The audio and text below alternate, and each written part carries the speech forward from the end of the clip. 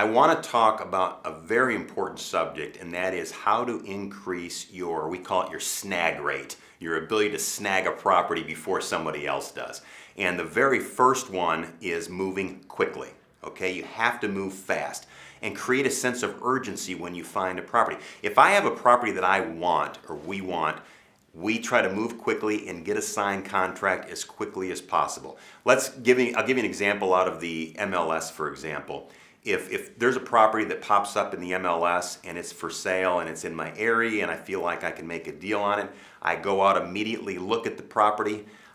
The minute I'm at the property, I think I want to make an offer. I don't leisurely drive back to my office and call them when I get back to the office. I'm on the phone with that realtor. I'm on the phone to my office to start generating the paperwork. I'm asking the realtor, hey, can you get a hold of the buyer this afternoon? I always say something like, we're trying to create a sense of urgency. I always try to say something like, listen, I have a couple other irons in the fire. I'm making a couple other offers. I'd really like to get this wrapped up by this afternoon. I mean, you want to create a sense of urgency. And what you'll learn is these realtors who get paid a commission, they're motivated to make it happen, but you really have to just create a sense of urgency and talk to these people. I know in today's email world and occasional text, I like getting on the phone to them. I like getting on the phone saying, hey, I want you to know I'm a cash buyer.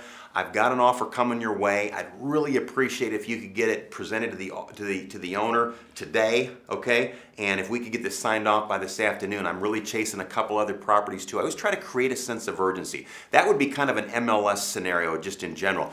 If you're talking about a private phone call, we do advertising for people that we buy houses. So if we get a call from somebody, we're going over there with a contract in hand, prepared to make a deal.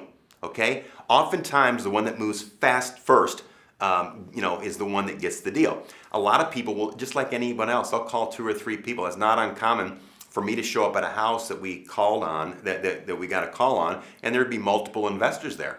And I'm going to pull that person aside and say, listen, I'm prepared to buy your house at this. Can we make a deal right now? I know you've got 4 other people standing out there waiting in line, but I'm a busy guy. I'm ready to make an offer right now. Here's a very fair price. Do we have a deal? I mean, you got to be a little pushy to get a good deal. I'm trying to just impress the sense of urgency in the whole process. Moving quickly, step 1. Always be prepared to move quickly and create a sense of urgency to get a signed contract. If you've got a deal you know you want. Another thing we've learned over the years, and a lot of rookie investors make this mistake, is they try to come in and steal a property or lowball it big time. You might have something listed at $80,000 and they come in at $40,000. And we can always negotiate. They'll come up. A lot of times you're just wasting your time. One thing you'll learn, and this is subtle, but I want you to catch this. The real estate market is an imperfect market. Okay? It's not like brand new things are coming off an assembly line and everything's $19.99 or $100,000 or whatever. You get realtors from all different backgrounds. You get sellers with different motivation levels. Some people call their realtor and say, listen, I got to be in Minnesota in 2 weeks. What are you going to price my house at? Understand that it's an imperfect market, okay? I mean, there's some very uneducated realtors. I run into all the time realtors that regularly sell $300,000 and $400,000 homes, and they're helping some friend out on the south side of town and selling their little $75,000 or $80,000 home, and they'll walk in there and they'll say, oh my gosh, all these issues, this thing's worth $50,000, and they'll put it out there $50,000, and we'll snag it that day at $50,000. If they knew what they were doing, they could have got $70,000. So it's just an imperfect market on the pricing end. So the point I'm trying to focus on is that it's an imperfect market, and don't try to steal a property. I mean, there's times when I pay more than what a home is worth. I see a property that comes out at $50,000. If you've been doing this long enough, you're going to know a lot of people are willing to pay $50,000 for that house. So I might come in and pay $52,000. So you pay more than list price? Yes. That's where you have to learn your numbers and understand and know your area. And that's one of the things we focus on, is trying to get people to focus in on a specific niche, really get to know an area, so when a deal pops up, they know it's a deal. So don't try to steal it. If something comes out at $50,000 and it's a great deal at $50,000, drop the offer at $50,000 or $51,000 or $52,000. But don't try to go ahead and just take the approach that, oh, well, they asked 50, so I'm going to come in at 40 and maybe I'll get it at 45. The savvy investor is going to have stolen it by the time you play that game. Another very successful strategy we use when acquiring properties is to put absolutely no contingencies in the contract. A contingency is a condition that has to occur before we go forward. When we submit an offer, we put on top of the contract, cash offer, no contingencies, okay? No contingencies means if you accept the offer, we have a done deal. That's what we're after. That's what we want to communicate. Not only do we put it in writing, we pick up the phone and say, hey, Mr. Realtor representing this home we want to buy. You may be getting multiple offers. Our offer has no contingencies. A common contingency in the Texas contract is what they refer to as an option period. And that basically gives the buyer, me in this case, the right to back out of the contract if in fact I find something that I don't like about the house. So when you're a new investor, I think it's a smart move to put an option period in there and have the home inspected, etc. I'm just letting you know, once you're comfortable with the homes you start buying and you can kind of do your own inspection and even take maybe a contractor over to the house but not having to do a formal inspection, if you're comfortable with what you see, you can present your offer with no contingencies and there's a much better chance that they will accept the offer. I had a property just the other day, we had 3 offers that came in the same day on one of the properties we were selling. And I looked at them, this one, first contract wanted 10 days to do an option and inspection period. The other one wanted a 7-day and one said cash and then closing quickly in like 7 days. Well, we opted for that one. So once again, for brand new people, it's a little riskier to go ahead and buy a home without having a formal inspection. I understand that.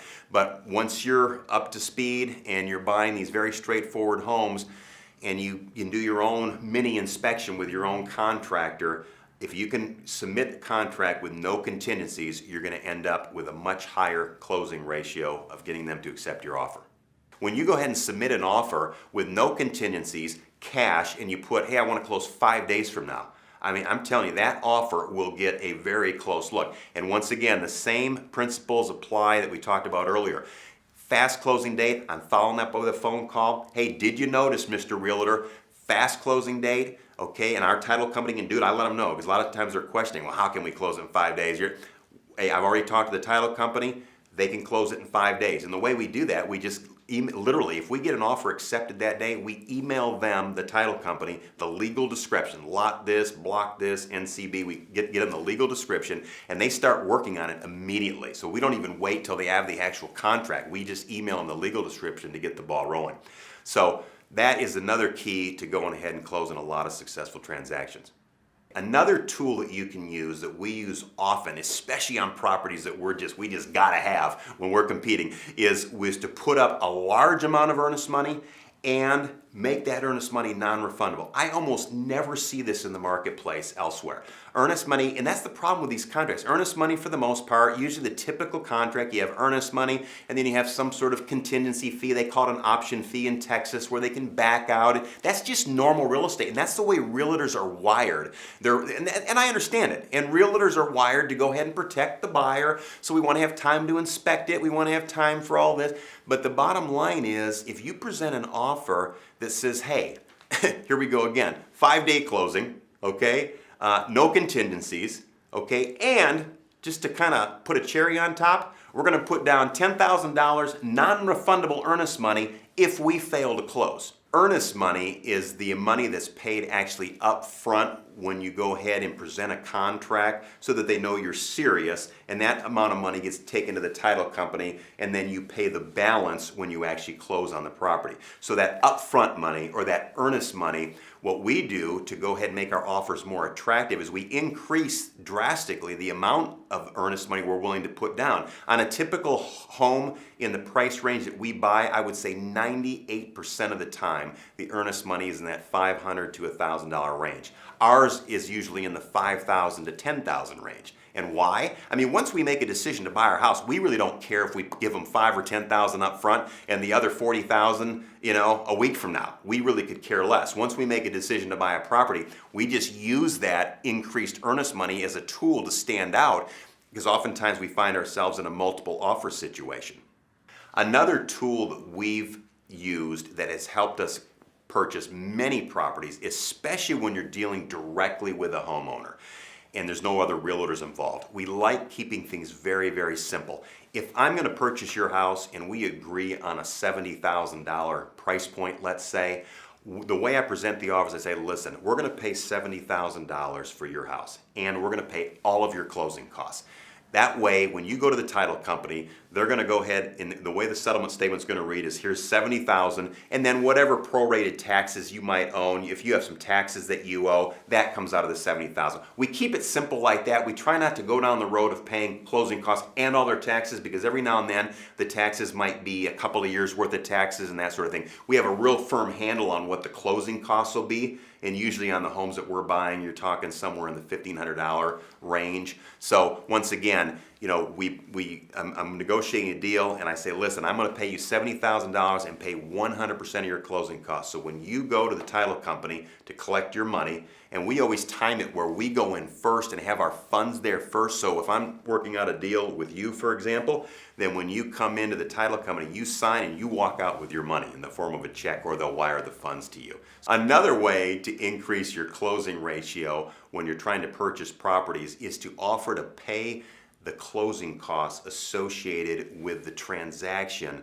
when you're purchasing a property, especially from an individual seller. Early on, when I first started purchasing properties, I would come in and offer someone $60,000 for the home, and then we would go ahead, and 2 days before the closing, I would get a phone call and say, hey, you know what? I'm not going to sell my home to you. And I said, wait a minute, I thought we had a deal. And they said, well, yeah, I went to the title company and that $60,000 turned into $55,000. What's going on? So that's when I found out that I needed to step up my game and start explaining taxes and closing costs. A lot of people just don't understand. If you tell them $60,000 for their house, they're thinking they're going to walk in and get $60,000. So what I like to do now is I say, listen, we will pay $60,000 plus all of your closing costs and even your prorated taxes for the current year. Oftentimes we have to do the research ahead of time to make sure that we don't have 2 or 3 years worth of property taxes due, but it's just the cleaner way of doing something. So if I were to go ahead and offer someone $70,000,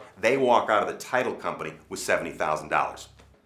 Another mistake that a lot of investors make early on is to assume that whatever a home is priced at, that it's priced too high.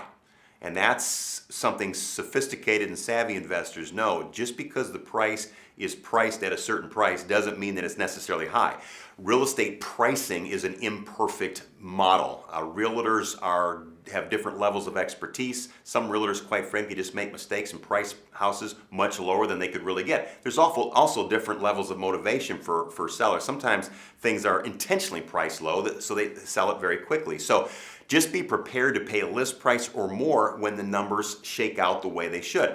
This really boils down to numbers, and as you crunch the numbers, I back into it, and if I look at the purchase price after I do my estimated renovation budget, and I talk about what the after repair value is going to be, the numbers are what the numbers are. And if I have to pay $5,000 more than list price, then I do. And that's actually kind of a common theme the way a lot of these bank-owned properties are being sold right now. There's multiple new sites that have come up that are actually kind of an auction type environment, and they start out the price a little low to go ahead and get a lot of attention to it, and generally they might start something out at 50 and that darn house sells for 65 or 70. That's not that uncommon. So just the message I'm trying to make is that just don't assume that you're always going to come in low and try to purchase a home under what the list price is. Sometimes it makes very profitable sense to actually pay more than what a home is listed at.